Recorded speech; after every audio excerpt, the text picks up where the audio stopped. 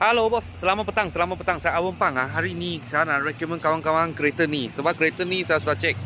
Okey, tahun 2015 tahun 2015 Proton Suprema 1.6 turbo lah.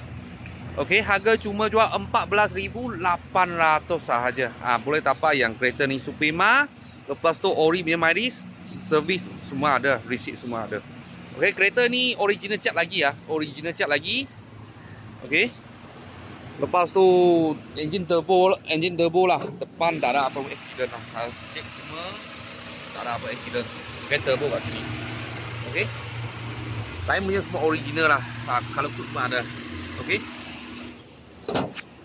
Dalam tengok tayar dulu. Tayar Continental tahun 2023. Okey. Continental 44 lah. 44. Okey. Kereta ni dia baik apa? Baik dia Proton servis lah. Proton servis. Okey, dalam punya seat kain punya.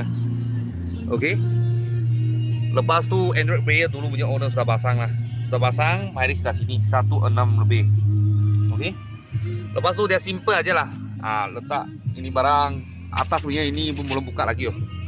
Okey, dia servis kat sini. Proton. Original mileage. Lepas tu servis book ada kat dalam. Receipt pun ada. Kereta ni dia sekarang pun murah sudah lah. Serupa macam Freeway lah. Harga jual 14,800 saja. Turbo lah, turbo. Tapi dia hatchback. Dia hatchback, Freeway dia panjang. Okey. Tengok baik kita tengok itu. Kat Proton service. Dan receipt semua ada punya. Kat sini. Receipt semua ada tulis dia punya mileage punya Proton. Okey. Date semua ada.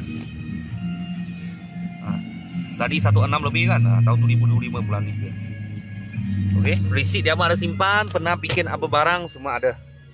Okey, tahun 2015 tahun 2015 punya kereta. Okey. Proton Suprema 1.6 auto, turbo lah. Ini memang turbo. Harga jual 14,800. Kalau abang-abang kena bos-bos nak cari satu turbo punya kereta. Okey.